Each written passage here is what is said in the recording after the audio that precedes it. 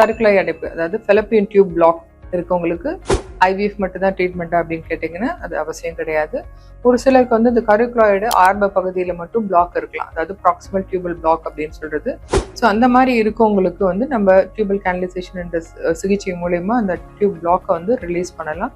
அதுக்கு முன்னாடி இந்த கருக்குழாய்னா என்ன, அதோட இம்பார்ட்டன்ஸ் என்ன அப்படிங்கிறத பார்ப்போம். ஸோ கருக்குழாய் அப்படிங்கிறது வந்து இந்த கர்ப்பப்பையிலிருந்து ஆரம்பிக்கக்கூடிய ஒரு டியூப்ஸ். இந்த டியூப்ல தான் வந்து கருமுட்டையும் விந்தணுக்களும் சேர்ந்து கரு உருவாகும். அதுக்கப்புறம் தான் அது கொஞ்சம் கொஞ்சமாக நகர்ந்து வந்து கர்ப்பப்பையில வந்து குழந்தை வளரும். ஸோ இந்த டியூப் நல்லா இருந்தால் மட்டும்தான் இயற்கையான முறையில் குழந்தை உண்டாகிறதுக்கான சாத்தியக்கூறுகள் உள்ளது. ஸோ இந்த டியூப் பிளாக் இருக்கவங்களுக்கு வந்து நம்ம கர்ப்பப்பை வாய் வழியாக ஸ்பிக்ஸ் வழியாக ஒரு கெத்திட்டர் விட்டு அந்த பிளாக்கை வந்து ரிலீஸ் பண்ணலாம்.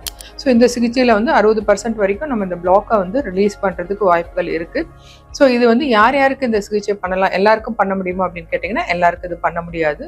ஸோ வந்து ஏஜ் கம்மியாக இருக்கணும், அவங்களுக்கு கருமுட்டைகள் நல்லா இருக்கணும், அவங்க கணவரோட விந்தணுக்கள் நல்லா இருக்கணும், கர்ப்பப்பையில் வேறு ஏதாவது பிரச்சனைகள், அதாவது ஃபைப்ராய்டு, எண்டோமெட்ரியோசிஸ், அந்த மாதிரி அடினோமைசிஸ், அந்த மாதிரி எதுவும் ப்ராப்ளம் இல்லை அப்படின்னா அவங்களுக்கு வந்து நம்ம இந்த சிகிச்சை மூலயமா இயற்கையான முறையில் குழந்தை உண்டாகிறதுக்கான வாய்ப்புகளை இன்க்ரீஸ் பண்ணலாம். அதே மாதிரி இந்த ட்ரீட்மெண்ட் வந்து யாருக்கு வந்து பயன் தராது அப்படின்னு பார்த்தீங்கன்னா, ஒரு சிலருக்கு வந்து இந்த எப்படி நுரையீரலில் வந்து டிபி எஃபெக்ட் ஆகுதோ அதே மாதிரி கருக்குழாயும் டிபி எஃபெக்ட் ஆகி டேமேஜ் ஆகிருக்கும். ஸோ அது மாதிரி டியூப் ரொம்ப ஃபுல்லாக டேமேஜ் ஆகிடுது அப்படின்னா நம்மளால அந்த டியூப் பிளாக்கை வந்து ரிலீஸ் பண்ண முடியாது.